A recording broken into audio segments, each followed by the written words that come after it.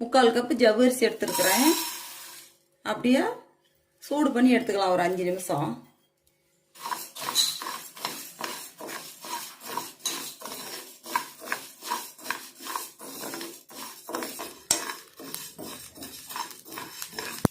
பாருங்க அப்படியே ஜவ்வரிசி பொரிஞ்சு வருது. கருகாம வறுத்து எடுக்கணும். சிம்மில் வச்சே பண்ணாதான் கருகாத வரலாம் கறியிரும். பாருங்க பொரிஞ்சு வந்துருச்சு. இப்போ ஆஃப் பண்ணி ஸ்டவ் ஆஃப் பண்ணி எடுத்துடலாம். இப்படியே ஒரு 5 நிமிஷம் ஆறட்டும்.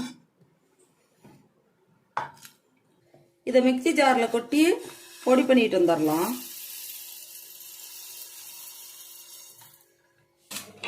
பாருங்க பொடி பண்ணிட்டு வந்தாச்சு. இந்த பாத்திரத்தில் மாற்றிக்கலாம். பாருங்க இந்த அளவுக்கு பொடியானா போதும். பாருங்க நான் 3 உருளைக்கிழங்கு உரிச்சு வேவிச்சு எடுத்து வச்சிருக்கிறேன்.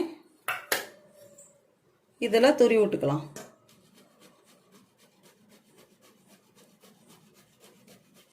இது கொஞ்சம் உப்பு போட்டுக்கலாம். எல்லாம் சேர்ந்து கலந்து இதை பிசைஞ்சு எடுத்துக்கலாம். நம்ம பூரி மாவு பார்த்துக்கு பிசைஞ்சு எடுத்துக்கணும். தண்ணியெல்லாம் தேவையில்லை. தண்ணி ஊற்றாமலே அப்படியே பிசைஞ்சு எடுத்தால் நம்ம பூரி மாவுக்கு மாவு பெயரும் இல்லையா, அந்த அளவு வந்துடும். தண்ணியெல்லாம் போடவே கூடாது.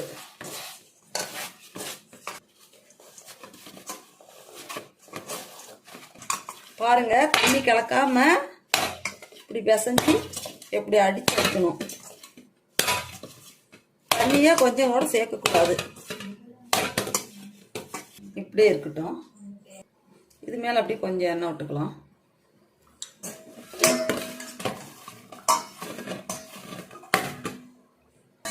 பாருங்க எப்படி வந்துருச்சுன்னு. இப்போ அப்படியே இதை வச்சு மூடி வச்சுட்டு குருமா செய்யறது பார்க்கலாம். ஒரு உருளைக்கிழங்கு எடுத்து வேவிச்சு வச்சிருக்கிறேன். 2-3 பேர்த்துக்கு தான் குருமா செய்கிறேன். அதனால் அது நல்லா அப்படி உடச்சி விட்டுறலாம். நிறையா பேர்த்துக்கு வேணுன்னா ஒரு 2 கிழங்கு 3 கிழங்கு போட்டுக்கலாம். நான் ஒரு 3 பேர்த்துக்கு தான் செய்கிறேன். அதனால் அப்படி உடச்சி எடுத்து வச்சிடலாம். பார்க்கலாம். பாருங்கள் ஒரு வெங்காயம் பொடியாக நறுக்கி வச்சுருக்கிறேன். பெரிய வெங்காயம் 2 பச்சை மிளகாய் எடுத்து நறுக்கி வச்சுருக்குது. கொஞ்சம் கொத்தமல்லி இலை, 2 ஸ்பூன் கடல மாவு. இப்போ இது எப்படி செய்யலாம் பார்க்கலாம் வாங்க. எண்ணெய் விட்டுக்கலாம்.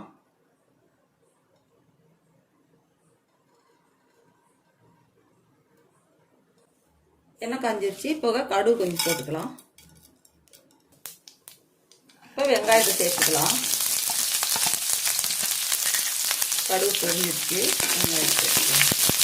பச்சை மிளகாயும் இதில் சேர்த்துக்கலாம். ஒரு கொத்து கருவேப்பிலை போட்டுடலாம். எல்லாம் சேர்த்து வதக்கி விடலாம். அப்படியே எண்ணெயிலேயே மஞ்சத்தூள் போட்டுடலாம். அப்போ தான் வாசம் நல்லாயிருக்கும். எண்ணெயிலேயே போட்டுடலாம்.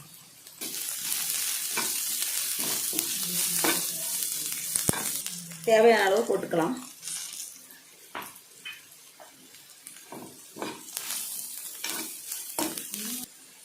கொஞ்சம் இஞ்சி பூண்டு பேஸ்ட் போட்டுடலாம். எல்லாம் சேர்த்து பச்சை வாசம் போகிற வரையும் அப்படியே வெங்காயம் நல்லா வதங்கட்டும். நம்ம எடுத்து வச்சிருக்கிற கடல மாவை தண்ணி விட்டு கலந்துட்டு வந்துடலாம். பாருங்கள் நல்லா வதங்கி போயிடுச்சு வெங்காயம். இப்போ அதை சேர்த்துக்கலாம். தண்ணி விட்டு கலந்து கட்டி போடாமல் கலந்துக்கணும். பாருங்கள் இப்போ அதில் கலந்துக்கலாம்.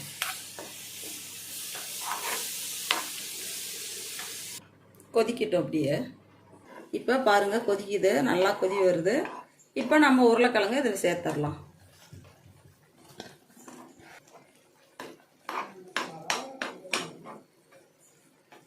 ஒரு உருளைக்கிழங்கு தான் வச்சு நான் குருமா செஞ்சேன். சிம்பிளாக ஒரு 3 பேர் சாப்பிட்ற மாதிரி. 3 பேர் 4 பேர் கூட சாப்பிட்லாம். நீங்கள் அதிகமாக ஒரு 4-5 பேர் சாப்பிட்ணும். ஒரு 10 பேர் சாப்பிட்ணுன்னா கூட 2 உருளைக்கிழங்கு இருந்தால் போதும்.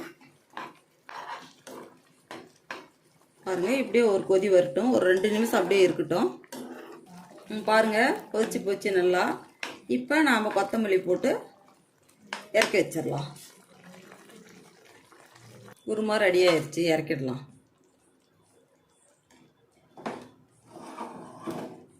பாருங்க இப்படி எடுத்து உருண்டை பிடிச்சி தேய்க்கலாம்.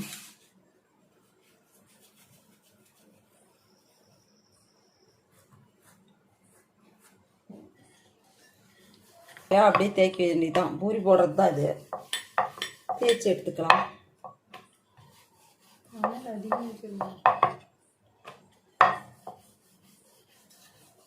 பாருங்க தேய்ச்சி எப்படி வந்துருச்சு. இப்படி பாருங்க, இப்படி மூடி வச்சு கட் பண்ணி இப்படி எடுத்துடலாம்.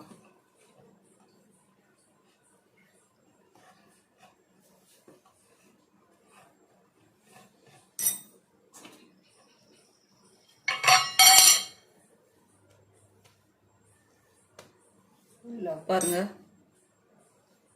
பாருங்க எண்ணெய் காஞ்சிருச்சு. இந்த பூரி போடலாம்.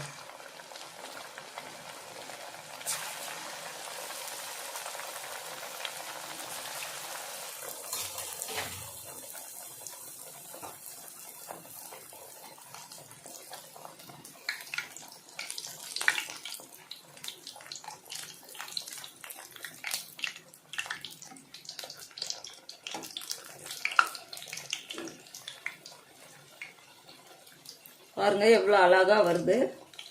நம்ம கோதுமை மாவு மைதா மாவில் தான் பூரி போட்டிருக்கிறோம். இப்போ நான் உருளைக்கிழங்கு ஜவ்வரிசி வச்சு பூரி போட்டிருக்கிறேன். எவ்வளோ சாப்பிட்டா எப்படி வருது பாருங்க.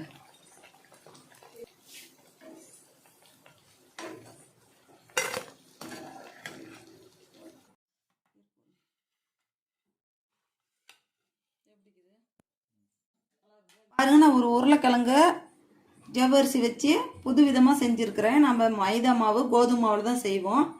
இது போல் நீங்களும் செஞ்சு பாருங்கள்.